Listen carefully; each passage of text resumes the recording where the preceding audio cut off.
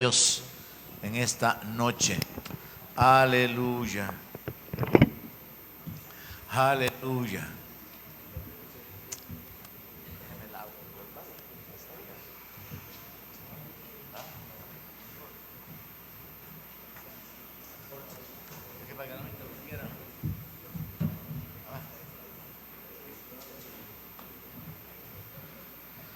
Aleluya.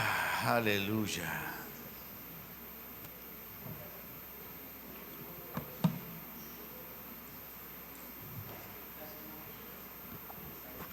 Gloria a Dios, bienvenidos esta noche, los que han decidido comenzar el año buscando el rostro de Dios para poder adorarle, buscando el escuchar la palabra para poder ser guiados. Estamos aprendiendo sobre la oración y mi intención es que podamos ser retados y motivados a levantarnos en fortalecer nuestra comunión con Dios a través de la oración. Así que esta noche voy a compartirle bajo el tema cambiando las circunstancias con la oración. ¿Cuántos creen que pueden cambiarse las circunstancias? Cuando oramos las cosas pueden cambiar porque Dios las va a cambiar. Si no oramos las cosas van a mantener su rumbo y muchas veces es el enemigo el que determina la dirección que las cosas toman, la condición de las circunstancias que nos rodean, pero por eso la importancia de entender que si oramos, Dios puede intervenir y cambiar las circunstancias. En la sesión anterior hablé acerca del Salmo 30, donde el salmista nos habla de la experiencia de que su lamento fue cambiado en baile. Pero hacíamos una secuencia de que había un problema, ese problema causó que hubiera oración, la oración causó la intervención divina, y como consecuencia de la intervención divina vino la bendición y entonces hubo alabanza. Entonces el salmista dice: yo no voy a estar callado porque tú has cambiado mi lamento en baile. Pero en el Salmo vemos la secuencia de que hubo oración para que hubiera respuesta, y cuando hubo respuesta hubo gratitud y entonces hubo alabanza. Compartí también la idea de que hubieron situaciones en las que la gente oró. Si no hubieran orado, esos milagros no habrían sucedido.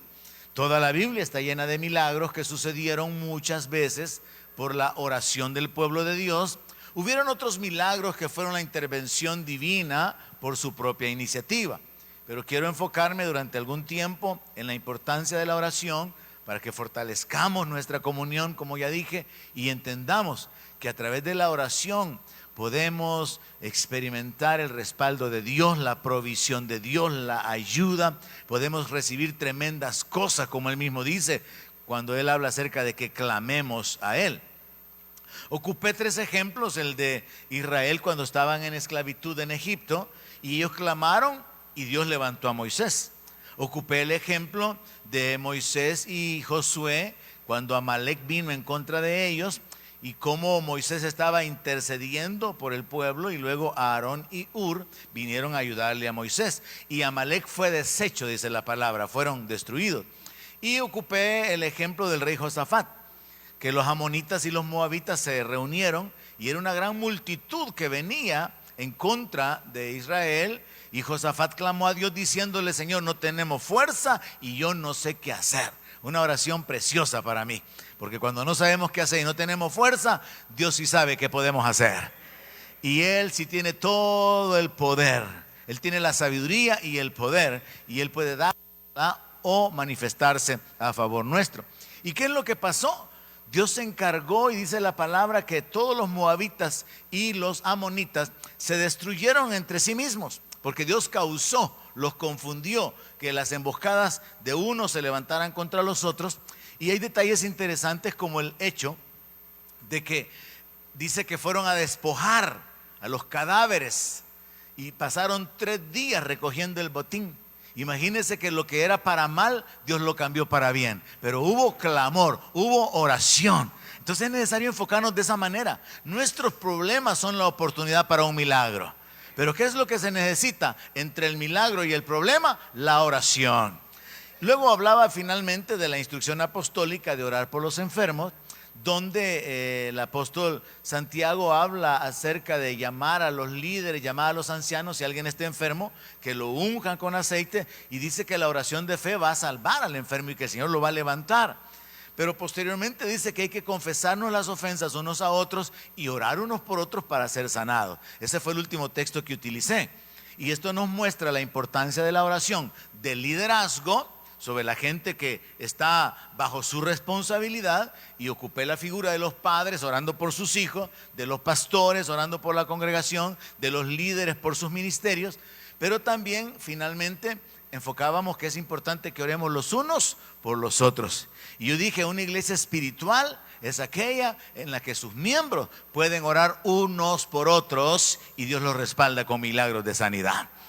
Así que podemos continuar con nuestra dirección de ser edificados, motivados hacia la oración, y quiero comenzar con este primer pensamiento. La gente en el mundo desconoce que por medio de la oración se puede recibir el respaldo de Dios. Y por eso la gente sin Cristo, la gente sin esperanza, lucha, se esfuerza, hacen las cosas a su manera, hacen trampas, maldades, injusticias para poder salir adelante. Pero nosotros, la iglesia, tenemos el privilegio de poder acercarnos al trono de la gracia y experimentar que Dios nos respalde, que Dios nos ayude, que Dios se manifieste a favor nuestro. Así que tenemos que aprovechar ese privilegio, iglesia. La sesión de ahora va a estar enfocada en la historia de Esther. Hay detalles bien interesantes en este libro que básicamente tiene como centro de la historia que el diablo levantó enemigos en contra de Israel con la intención de matarlos a todos. Y yo solamente voy a usar algunos versos para ir como en una escalera mostrando los elementos claves, para que veamos al final cuáles fueron los resultados de haber orado y que pensemos qué hubiera pasado si no hubieran orado. Porque esta es una de las reflexiones en las que yo quiero poner énfasis mientras continuemos hablando de la oración. Hay cosas que no han pasado en nuestra vida porque no hemos orado. Hay milagros que no hemos recibido porque no hemos orado. En términos generales, hay cosas que no han pasado en la iglesia porque no hemos orado lo suficiente, porque no ha habido el clamor, no ha habido la determinación, no ha habido la rogativa, no ha habido esa disposición de continuar clamando. Y Jesús dijo que aquel juez injusto le hizo justicia a una viuda. Y dijo, ¿cuánto más vuestro Padre Celestial no va a responder a los que claman de día y de noche? Jesús dio la garantía de que había respuesta a la oración. Nosotros nos desanimamos muchas veces cuando no tenemos la respuesta porque la queremos ya. De hecho, muchas veces ni oramos porque pensamos que no va a suceder. Y por eso es que tenemos que renovar nuestra mente y ser motivados a fortalecer nuestra dependencia de Dios a través de la oración. Ocupemos entonces este libro para poder ser motivados en esa dirección. Todo comenzó con el enojo de un oficial del rey llamado Amán en contra de Mardoqueo, que era un judío. Esta historia se enmarca en un cuadro histórico donde los judíos eran parte de un imperio. Recuerde que hubieron imperios que gobernaron mundialmente. Y los israelitas, así como estuvieron bajo el imperio de los babilonios, estuvieron bajo el imperio de los medos, de los persas, ellos estuvieron sujetos, dominados.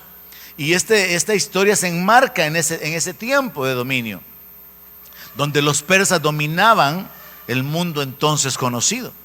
Y la historia nos narra de que este hombre llamado Mardoqueo de alguna manera tenía una posición cercana al rey o al palacio, y él se mantenía cerca de la puerta, y él había criado a una prima de él y la había adoptado como su hija. Algunos, la mayor parte de comentaristas dicen que era tío de ella, pero no, en realidad era hija de su primo, era hijo de su tío, era prima de él. Pero son detalles irrelevantes. El asunto es que este oficial del rey persa es levantado, es puesto en una posición de honor, y Mardoqueo, en una actitud carnal o probablemente en una actitud de celo por Dios, él decide no honrar, no arrodillarse, no hacerle reverencia a Amán. Y ahí comienza todo el problema. Y esto establece un fundamento. A veces los problemas comienzan cuando usted ni se lo imagina. A veces los problemas comienzan con una cosa pequeña, con una acción incorrecta o con una acción insignificante que el enemigo puede utilizar. Y cuando llegamos a la altura del capítulo 3, verso 6, leemos lo siguiente. Amán está enojado con Mardoqueo porque no lo honra, no lo saluda, no se le inclina, no le hace reverencia.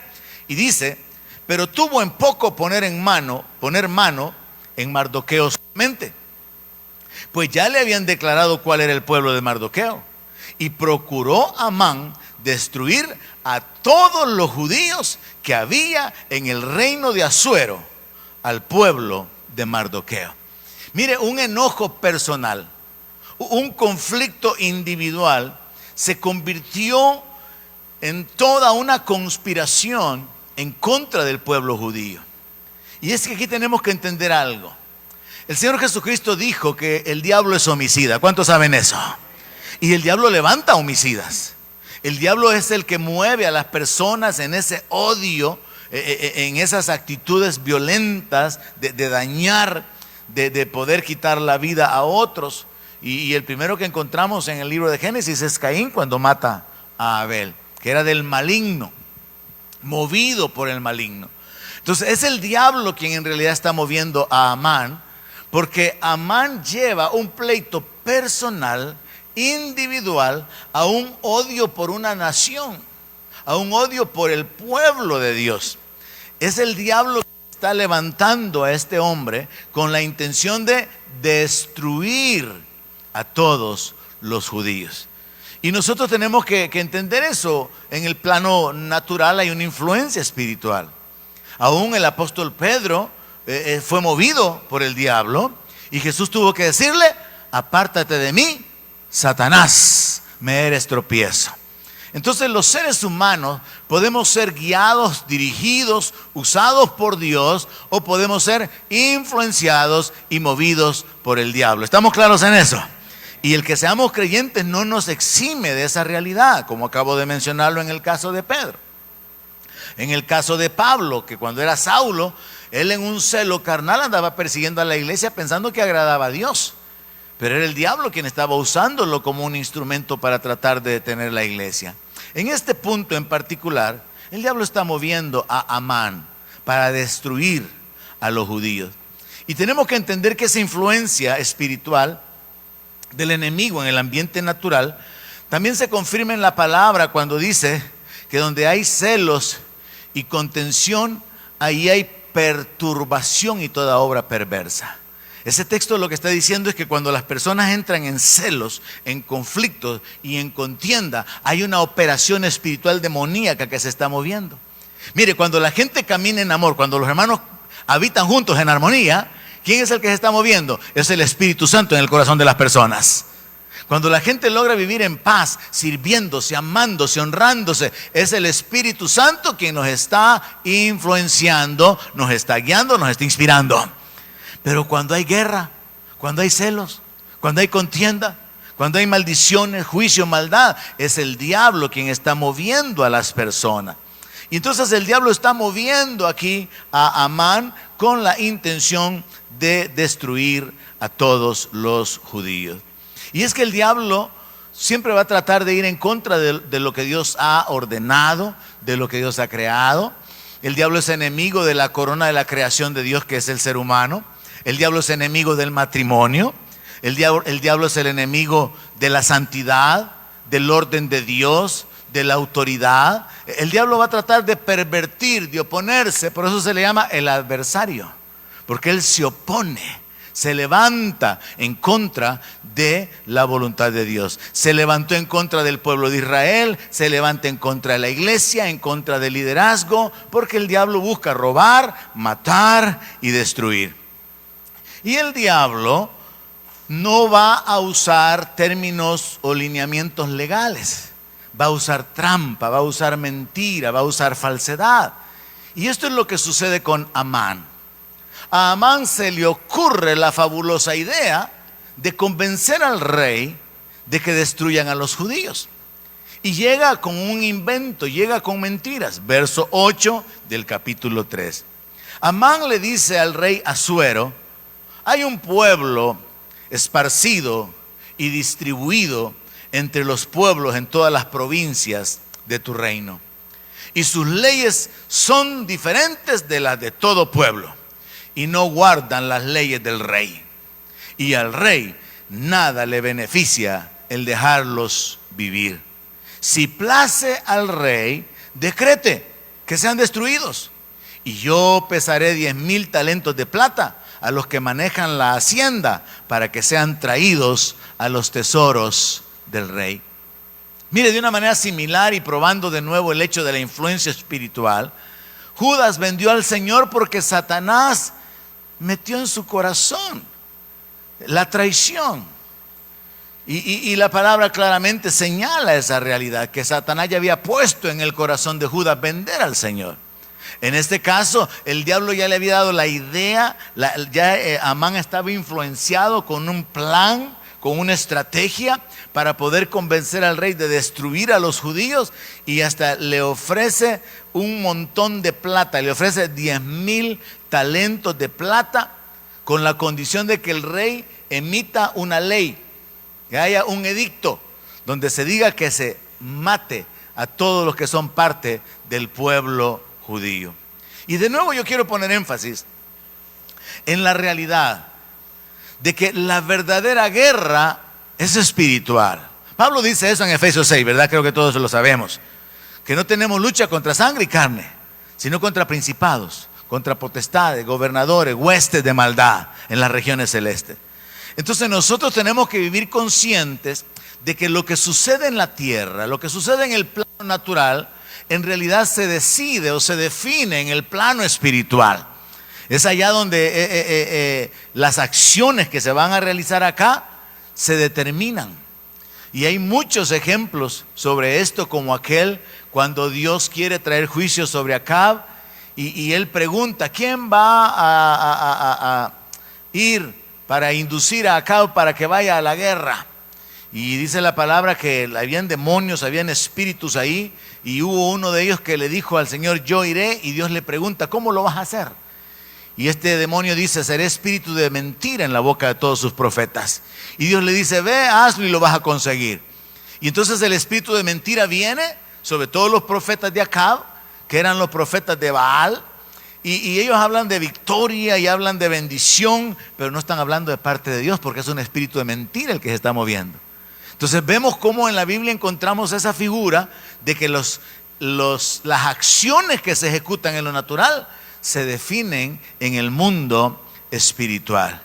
De manera que este plan de destruir a los judíos en realidad es parte de las estrategias que el diablo siempre ha tenido, de querer destruir al pueblo de Dios, de querer destruir a los hombres de Dios, de querer destruir a la iglesia, de levantarse, de oponerse a todo lo que tiene que ver con Dios.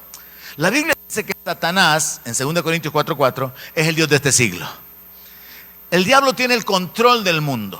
Por eso es que hay tanta maldad, tanta injusticia. Por eso es que hay tanto sufrimiento. Porque aparte del pecado del ser humano, que son siembras, que son semillas que producen una cosecha, hay un enemigo espiritual que se levanta para traer destrucción. Y el diablo, como es el Dios de este siglo o de este sistema, tiene el control de la humanidad. Por eso es que la palabra dice que Dios nos ha sacado de las tinieblas y nos ha trasladado al reino de Jesucristo, su Hijo amado. Porque el mundo está en tinieblas. Y Juan claramente dice que el mundo está bajo el poder del maligno. ¿Cuántos ya lo saben? Dios nos ha sacado de debajo del poder del maligno y ahora estamos sentados juntamente con Cristo en lugares celestiales. Son aspectos espirituales que tenemos que entender. El punto es que el diablo siempre ha ocupado a las figuras en autoridad. El diablo ha ocupado a los gobernantes para ejecutar sus propósitos. El diablo ha usado a los reyes, ha usado a la gente que está en el dominio para poder mover fuerzas, dictaminar leyes, ejecutar acciones en contra del pueblo de Dios. Rápidamente podría citar el faraón. Al faraón se le ocurrió, no por sí mismo, sino por la influencia del diablo, matar a todos los niños en el tiempo de Moisés. Él dio la orden, dio un decreto. Después de que él ordenó a las parteras de que cuando asistieran a las mujeres a la hora de dar a luz, si era varón les dijo que lo mataran. y que si era niña que la dejaran vivir.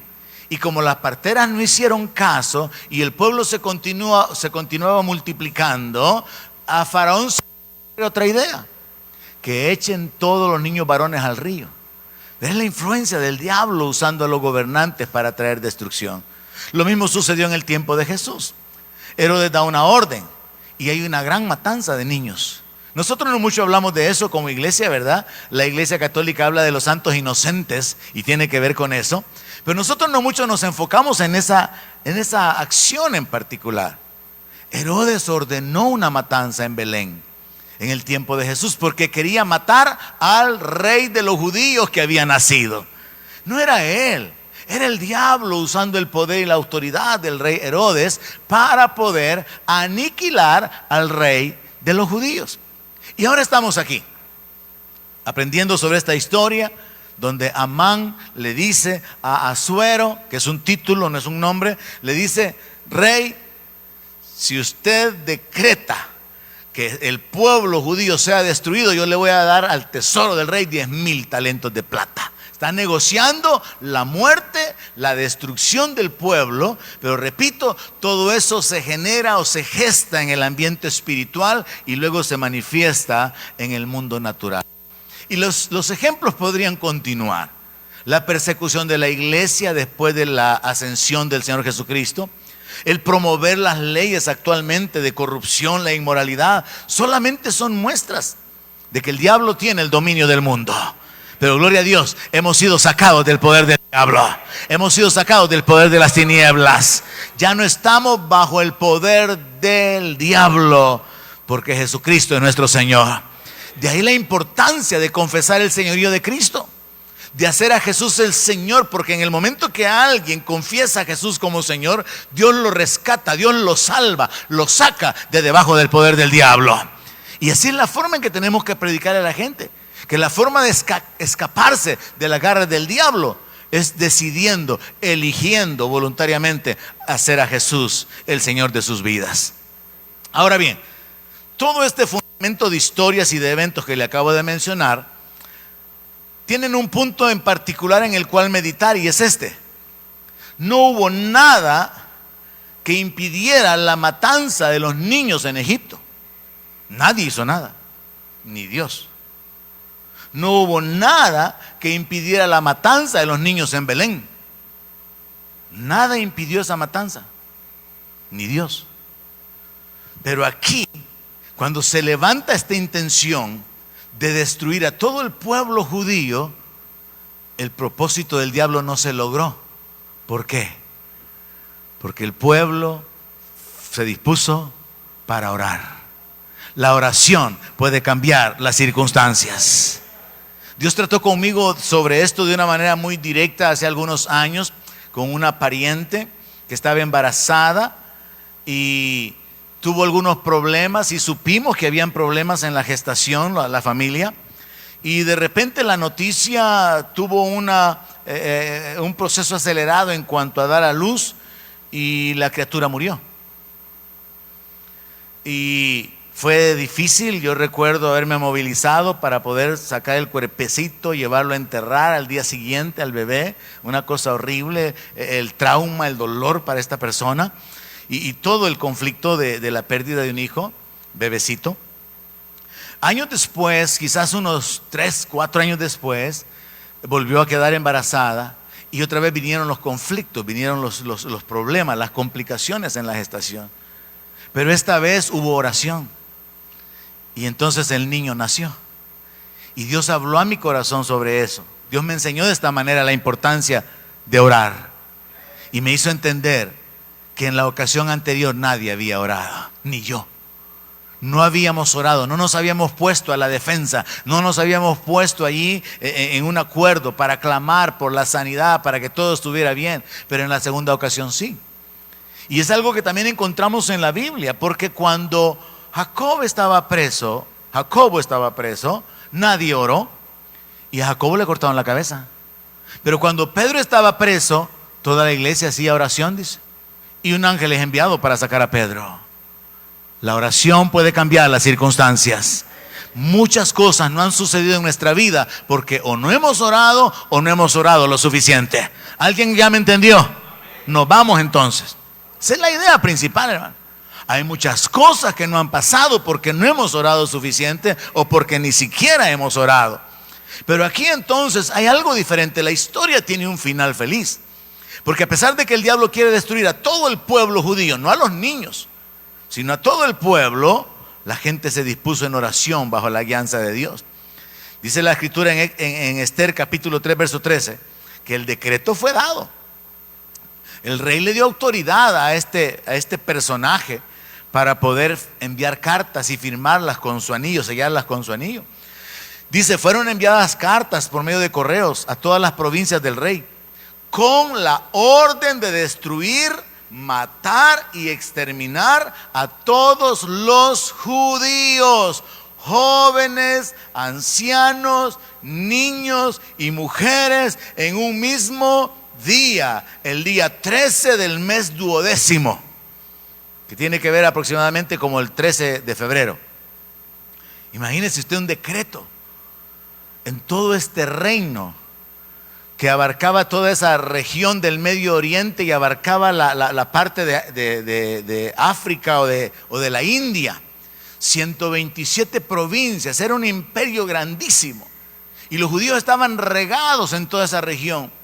Y se dieron las cartas diciendo, el 13 de febrero maten a todo aquel que es judío, apodérense de sus casas, apodérense de sus propiedades. Imagínense, un decreto dado por el rey.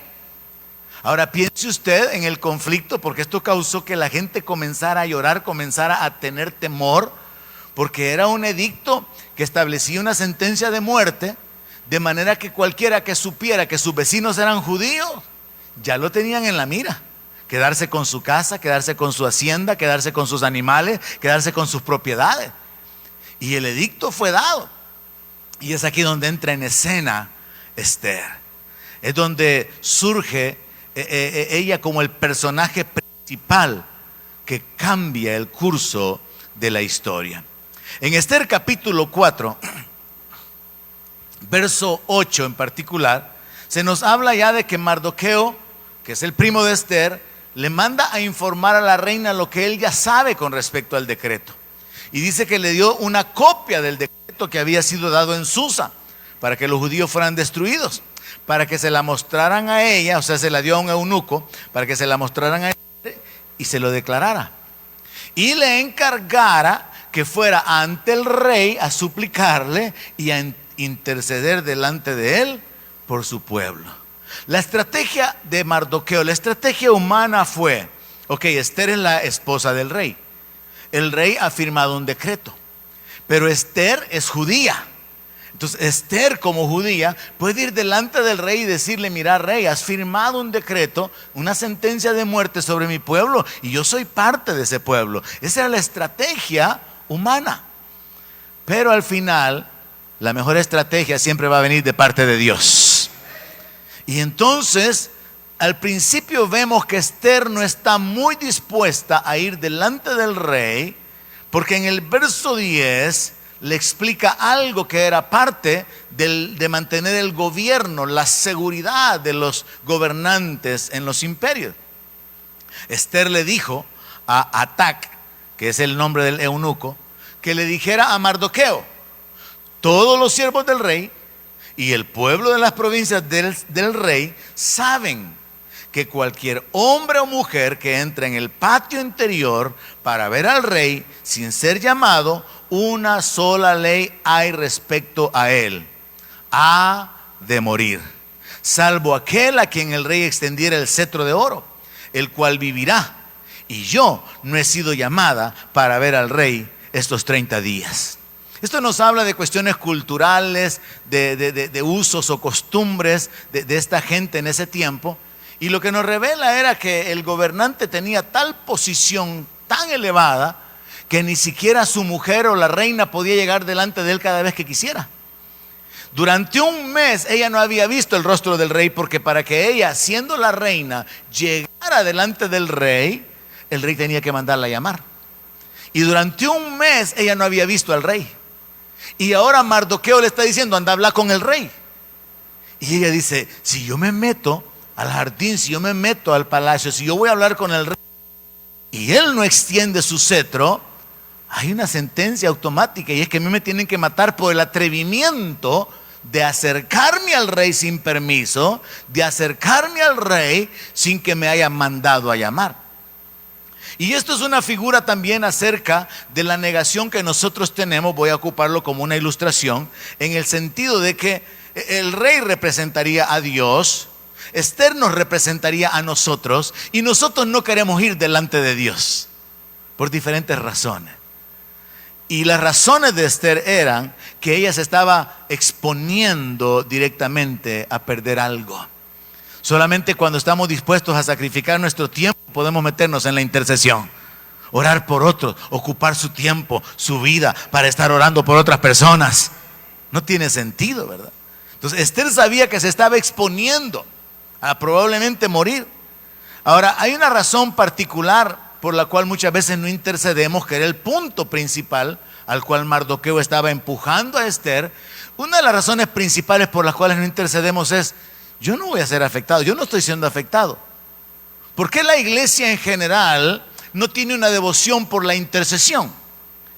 Porque existe un sentido egoísta de: ¿y yo por qué voy a estar orando por el trabajo de los demás hermanos si a mí eso no me va ni me viene? ¿Y yo por qué voy a estar orando por los problemas y las necesidades de otros? La verdadera razón es que hay un sentido egoísta, no hay amor, no hay una identificación con las necesidades, con el dolor, con el sufrimiento ajeno. Porque si lo hubiera, lo menos que podemos hacer es pedirle a Dios que se manifieste a favor de nuestros hermanos. Entonces Esther pensó de que estando ella en el palacio, a ella no le afectaba. Y entonces se da toda la conversación donde Mardoqueo tiene que decirle: ¿Y tú crees que estando en el palacio tú te vas a escapar? La sentencia es para todos los judíos. El decreto dice que todo el pueblo va a ser aniquilado. Y cuando sepan que eres una judía, también te van a matar. Muy reina puede ser, pero si eres judía, el decreto dice que hay que matar a todos los judíos. Y es donde surge entonces el cambio de mentalidad de Esther, que es lo que tiene que suceder en nosotros, y es la intención de Dios al detenernos durante algunos días en meditar sobre la importancia de la oración, no de una manera mecánica ni religiosa, sino con revelación, con entendimiento. Surge entonces una determinación en el corazón de Esther. Capítulo 4, verso 15. Esther le manda a decir a Mardoqueo: ve y reúne a todos los judíos que se hallan en Susa, que era la capital del reino, y ayunen por mí, y no coman ni beban entre días, noche y día. Mire, hermano, ¿usted alguna vez ha estado tan afligido que ha ayunado 3 días? Así, ni comer ni beber nada, 3 días y 3 noches. Porque yo le aseguro que hay un montón de cristianos que han estado pero emproblemados, pero no existe así como eso de que no, yo voy a clamar, yo voy a ayunar. No, a veces lo que hacen es: ore por mí, hermano, que estoy bien emproblemado, fíjese. Y ellos siguen bien frescos y bien tranquilos. No, Esther entendió el peligro, Esther entendió el complot para matar a todos los judíos. Esther se identificó, se dio cuenta que ella misma estaba siendo afectada. Fue sensible al sufrimiento de los demás, y particularmente Mardoqueo le sacudió su cabeza de reina cuando le dijo que para esa hora Dios la había levantado como reina. ¿Sabe, hermano? Si todavía estamos vivos en este año, es porque Dios tiene propósitos que usted todavía tiene que cumplir. Quiero que entienda eso. Si usted todavía está vivo, es porque tiene cosas que hacer para la gloria de Dios. Así que entienda que hay cosas que solamente usted y nadie más podrá ejecutarlas. Así que a Esther se le activan sus inclinaciones espirituales, su conocimiento espiritual, su dependencia de Dios. Y dice: ayunen por mí, reúnan a todos los judíos. O sea, se proclama un ayuno nacional. Reúnan a todos los judíos que están en la capital y ayunen por mí. ¿Qué es lo que tenían que hacer? Pedirle a Dios que cuando Esther, después de los 3 días, fuera delante del rey, al rey se le moviera el corazón y le inclinara el cetro para que no fuera asesinada. No coman, no beban 3 días y 3 noches, y yo también con mis doncellas voy a ayunar. Qué importante, hermano, que cuando usted pide oración, usted también ora. No solo le dice a la gente, lléveme en oración. A mí mucha gente me dice eso, lléveme en oración. Y a veces a mí me da risa, ¿y para dónde lo llevo, hermano?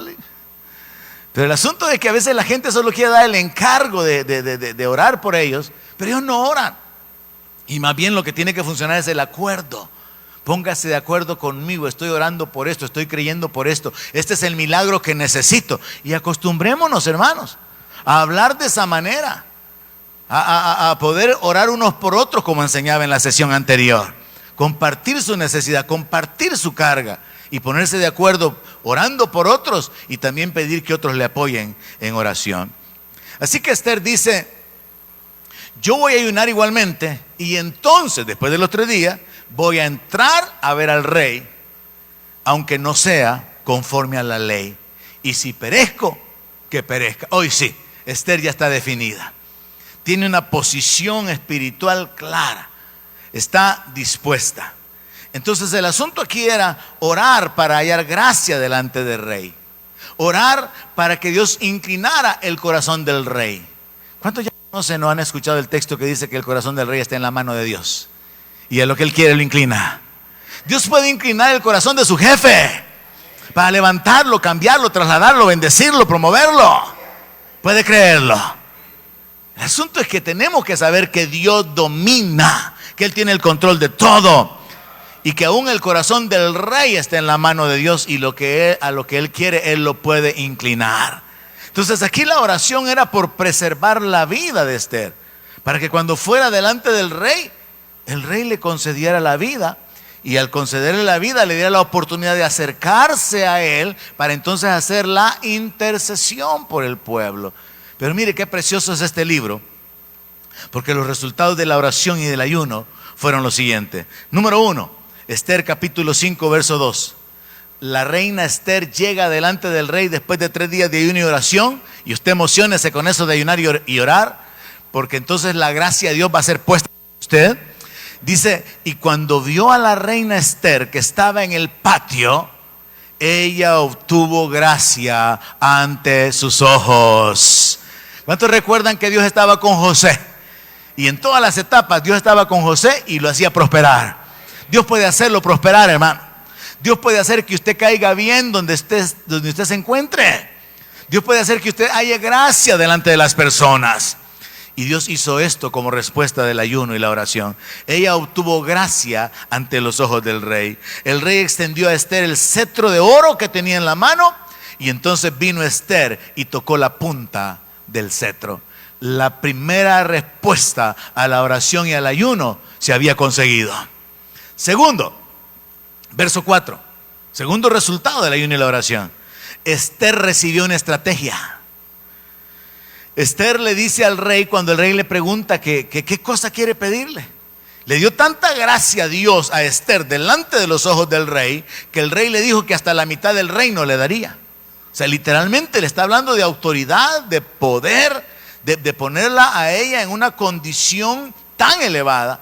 Y viene ella y con una estrategia dada por Dios le dice, lo que yo quiero hacer con el rey es invitarlo a que vengan a un banquete que he preparado, y que venga también Amán, ese súbdito, ese servidor a quien el rey ha puesto tan en alto. Y en el verso 5 dice que el rey respondió, dense prisa, llamen a Amán para hacer lo que Esther ha dicho. El rey se emocionó que la esposa lo había invitado a comer. ¿Va a creer usted eso? El hombre estaba emocionadísimo con el banquete, como que tuviera hambre. Si era el rey, estaba acostumbrado a banquetear siempre. Pero la gracia de Dios causó que este hombre fuera movido en su corazón. Y entonces el rey viene con Amán al banquete que Esther dispuso. Y el rey está contento, el rey está feliz. Amán está más dichoso todavía porque sabe que solamente a él lo han invitado. La historia continúa con que a la reina se le ocurre parte de la estrategia. Cuando el rey le vuelve a preguntar qué es lo que quiere, a la reina se le ocurre, es que lo que quiero es que vengan mañana otra vez a otro banquete y allí le voy a decir al rey qué es lo que quiero. Y el rey accede. Y regresan al día siguiente, que es cuando ya se va a revelar el conflicto y el señalamiento en contra de Amán. Pero quiero ir al punto número 3. ¿Cuál fue el tercer resultado del ayuno y la oración de Esther y del pueblo de Israel? Capítulo 6, verso 1. Aquella misma noche se le fue el sueño al rey y dijo que le trajeran el libro de las memorias y crónicas y que las leyeran en su presencia. Entonces hallaron escrito que Mardoqueo había denunciado el complot de Bigtán y de Teres, 2 eunucos del rey de la guardia de la puerta, que habían procurado poner mano en el rey Asuero. Y dijo el rey: ¿y qué honra o qué distinción se hizo a Mardoqueo por esto? Y respondieron los servidores del rey y sus oficiales: nada se ha hecho con él. Mire el punto, ¿no? Para poder bendecir a su pueblo, Dios puede hacer que a alguien se le quite el sueño. Ubíquense con la historia. Al rey se le va el sueño y se le ocurre: léanme las crónicas del reino. Y se ponen a leer la historia. En la fecha tal, en el año tal, hicimos incursiones, dominamos a tal tribu, obtuvimos tanto de botín, despojamos a tales naciones. Y en eso de las crónicas en la fecha tal, Mardoqueo, el servidor del rey, denunció que había una confabulación de 2 eunucos para matar al rey. Y el rey se queda clavado en una historia. Pero es Dios quien le dio insomnio al rey. Dios puede hacer que le dé insomnio a la gente que Él quiere usar para bendecir su vida, hermano. Ahí lo dejo a usted para que se inspire. Ahí agarre usted su parte, porque tengo que ir terminando. Así que el rey le da insomnio y pide que le lean las crónicas. Y encuentra que a Mardoqueo hay que honrarlo. Y causa que Amán, que quiere matar a Mardoqueo en una horca, sea el que termina honrando públicamente a Mardoqueo delante de todo el pueblo. No tengo tiempo para esos detalles, pero Amán fue humillado y Mardoqueo fue honrado por su adversario. Dios puede hacer eso, hermano, que sus enemigos sean humillados, o usar a sus enemigos para levantarlo a usted, si usted ora y ayuna. Siguiente resultado del ayuno y la oración: al rey le dan la idea sobre un juicio. Esther capítulo 7, verso 9. Y dijo Arbona, uno de los eunucos que servían al rey: he aquí en casa de Amán la horca de 50 codos de altura que hizo Amán para Mardoqueo, el cual había hablado bien por el rey. Entonces el rey dijo: cuélguenlo en ella. A esta altura de la historia, ya Esther, en el segundo día del banquete, le ha dicho al rey que hay un decreto para poder matar a su pueblo, que la vida de ella corre peligro. El rey le pregunta: ¿y quién es el que se ha atrevido a hacer eso? Y la reina dice: este hombre. Y a Amán se le van los colores. El rey se enoja, está frustrado porque su servidor estrella es el encargado de liderar un plan para destruir a toda la nación de su reina. Y el rey se sale y Amán se queda con la reina, y el Amán no haya qué hacer. Y según la narración ahí de la historia, probablemente el Amán termina de rodillas sobre la cama donde la Esther se encuentra. El rey llega de regreso y le dice: solo eso te faltaba, querés violar a mi reina en mi casa.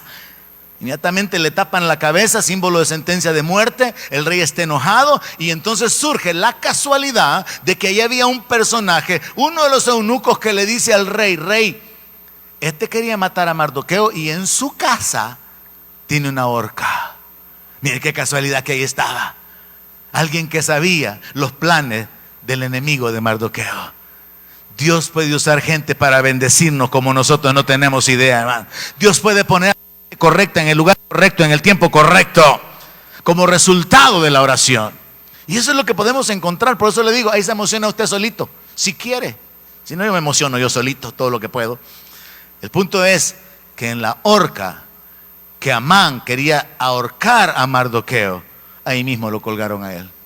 Qué casualidad que allí había alguien que sabía sobre la intención de Amán de ahorcar a Mardoqueo en su casa. Imagínense qué atrevimiento.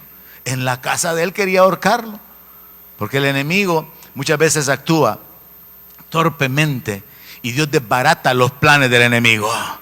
Siguiente consecuencia o resultado de la oración y el ayuno: el rey autoriza que los judíos se defiendan. Capítulo 8, verso 10. Escribió cartas Mardoqueo en nombre del rey, lo selló con el anillo del rey y envió cartas por medio de correos montados en caballos veloces procedentes de los repastos reales, símbolo del respaldo de Dios, imagínense, para poder movilizar la comunicación. Y el rey daba facultad a los judíos que estaban en todas las ciudades para que se reunieran, estuvieran a la defensa de su vida y que estuvieran prontos o dispuestos, listos para destruir, matar y acabar con toda fuerza armada del pueblo o provincia que viniera contra ellos y sus niños y mujeres, y apoderarse de sus bienes. Ya había una orden de matarlos, y esa orden no se podía revocar, como en el tiempo de Daniel. Él tuvo que ir allá con los leones.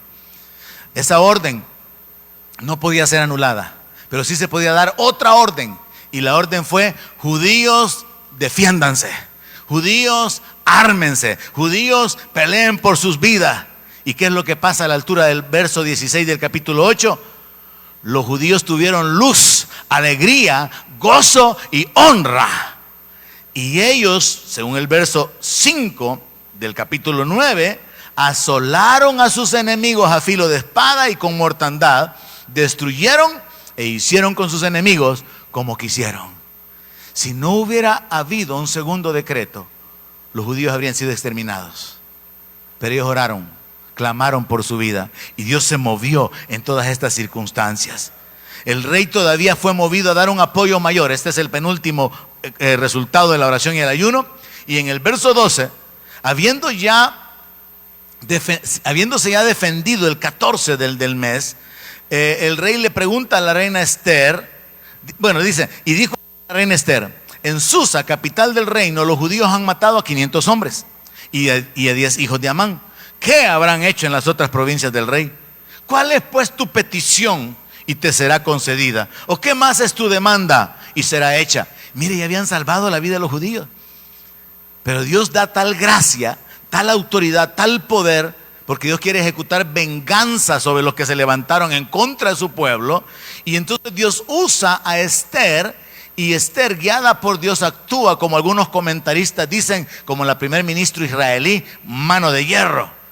Ella dice: si le place al rey, concédase también mañana a los judíos en Susa que hagan conforme a la ley de hoy y que cuelguen en la horca a los 10 hijos de Amán. O sea, Esther viene y dice: señor rey, o mi rey, dé la orden de que mañana los judíos sigan destruyendo a sus enemigos. Y entonces resulta que el ayuno y la oración causaron no solamente que Israel fuera librado, sino que 75,000 enemigos murieran. Esther capítulo 9, verso 16. En cuanto a los otros judíos que estaban en las provincias del rey, también se juntaron y se pusieron en defensa de su vida y descansaron de sus enemigos y mataron de sus contrarios a 75,000, pero no tocaron sus bienes. Ellos no estaban interesados en el dinero, en los tesoros. Ellos estaban interesados en su vida, y Dios los usa para poder tomar venganza de aquellos que se han levantado en contra de su pueblo, porque su pueblo es la descendencia de su amigo Abraham. Y Dios ha dicho por medio de uno de sus profetas que el que toca a su pueblo es como que toque a la niña de sus ojos. Y no habla de una niña, habla acerca de los ojos, de lo delicado que es tocar al pueblo de Dios. Por eso el Señor incluso dice: no toquéis a mis ungidos, porque los que Él ha escogido, los que Él ha levantado, Él los defiende, Él los levanta. Y ahí es donde nosotros tenemos que colocarnos, en esa posición de victoria y de bendición, a la cual podemos accesar por medio de la oración, porque está escrito que ninguna arma forjada en contra nuestra prosperará. Pero también dice: condenarás toda lengua que se levante en juicio en contra tuya. Hay una acción de parte nuestra, y esa acción, mis hermanos, es clamar a Dios, orar, pedir la guianza, pedir el respaldo, pedir la dirección, y Él va a dar la estrategia y Él va a dar el respaldo. Así que la oración puede cambiar las circunstancias. Oremos más en el 2025 para que más circunstancias sean cambiadas. Amén. Oramos para despedirnos. Padre, gracias por la vida. Gracias por tu palabra. Gracias por revelarnos principios, por inspirarnos, llamarnos, motivarnos a buscar tu rostro, sabiendo que es un privilegio acercarnos al trono de la gracia.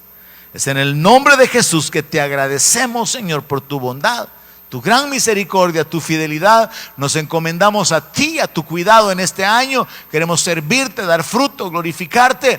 Obra en nuestras vidas, cumpliendo tu propósito, dirigiéndonos, aplicando tu palabra, recordándonos tu palabra. En el nombre de Jesús te lo pedimos y te damos las gracias por todo el bien que hemos recibido de ti, Señor. En el nombre de Jesús. Amén. Aleluya.